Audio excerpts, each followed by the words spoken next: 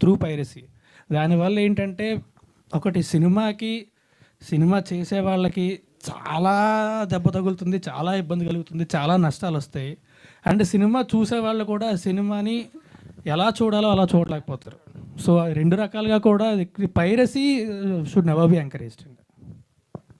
రాజ్ తరుణ్ గారు, అండి ఇందాక మీరు మాట్లాడుతూ అదే తొక్కేయడం గురించి అన్నారు. యాక్చువల్గా మీరు సక్సెస్లో ఉన్నప్పుడేమో అంటే జనరల్గా ఎవరైనా సక్సెస్లో ఉన్నప్పుడు అది నా తాలూకా ఇది అని అంటారు.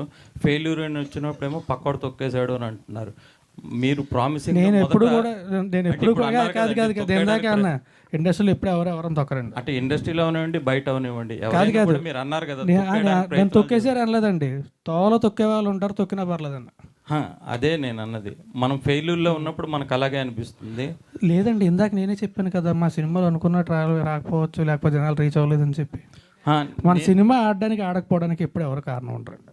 అంటే నేను అనేది మీరు సినిమా న్యూస్ కన్నా వ్యక్తిగతంగా వార్తలు ఎక్కువ ఉండడం వల్ల మీ కెరీర్ అది ప్రాబ్లం అయ్యి మీకు ఈ సినిమాలు కూడా పడింది అంటారా ఆ ప్రభావం? కాదండి, నాకు తెలిసి అది అయితే కాదు. సినిమా బాగుంటే సినిమాని చూస్తారండి ఎప్పుడైనా సరే.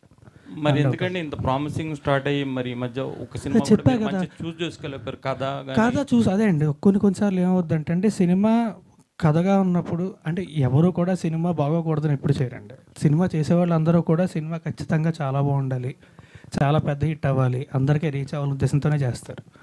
కొన్నిసార్లు మనకేంటంటే సినిమా చేసేటప్పుడు అంటే రకరకాల కారణాల వల్ల, సినిమా అంటే ఒక క్రాఫ్ట్ కాదు, 24 క్రాఫ్ట్లు, ఒక 100 మంది కలిసి పనిచేస్తారు. రకరకాల కారణాల వల్ల అనుకున్నట్టు రాకపోవచ్చు, కొన్నిసార్లు అనుకున్నట్టు వచ్చిన జనాలు రీచ్ అవ్వకపోవచ్చు. సో కొన్నిసార్లు అంటే మనం అనుకున్నది మనం చేసినా మేబీ జనాలకు కావాల్సినది కాకపోవచ్చు. సో ఒక సినిమా ఆడడానికి ఆడకపోవడానికైనా చాలా కారణాలు ఉంటాయండి. సో ప్రతిసారి ఏంటంటే నెక్స్ట్ టైం ముందు చేసిన పొరపాటు చేయకుండా